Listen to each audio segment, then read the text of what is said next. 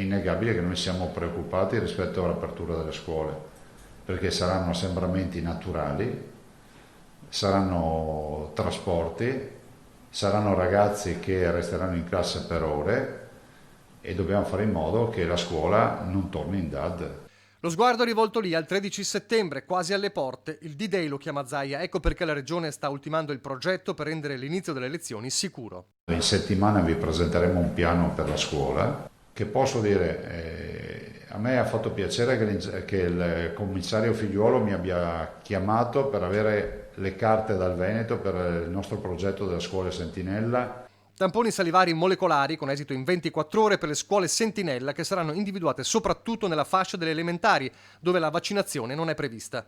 Nel frattempo, la ricognizione dei vaccinati del personale scolastico, che si compone di 107.469 tra docenti e ATA, è questa.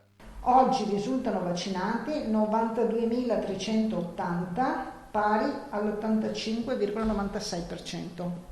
Con una presenza di 189 irriducibili che hanno già informato di non volersi vaccinare. Percentuale comunque buona sul fronte scuola a differenza di quanto accade nel personale sanitario. 16.290 ancora non vaccinati in Veneto, di questi 4.189 sono personale alle dipendenze della regione. Insomma, nel privato più Novax che nel pubblico.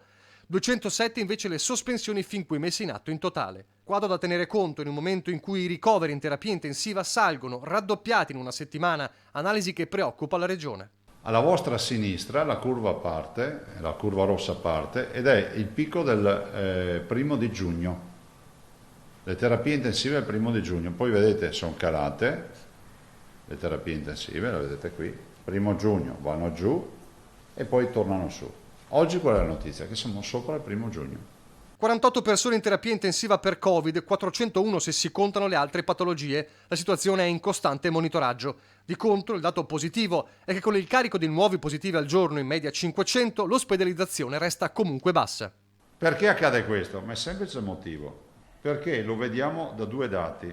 In terapia intensiva oggi in Veneto abbiamo l'80,6% di persone che non si sono vaccinate o che hanno avuto solo una dose. In particolare sull'80,6%, 80,6%, il 2% sono persone che hanno solo una dose. Vaccino arma cruciale, tutte le fasce d'età procedono a sprombattuto, anche i 12-19 anni, mentre i ventenni hanno superato in percentuali i quarantenni. Obiettivo confermato avere l'80% dei veneti immunizzati a ottobre, mentre l'ultima stoccata di Zaia è riservata alle cure domiciliari che accusa il sistema di ostacolarle. Niente di più falso, spiega il governatore, mostrando la comparazione storica di due dati. 22.711 curati in ospedale, 448.000 positivi. Cosa vuol dire? Che 448.000 meno 22.000 fa 426.000 più o meno, anzi circa 425.000 curati a casa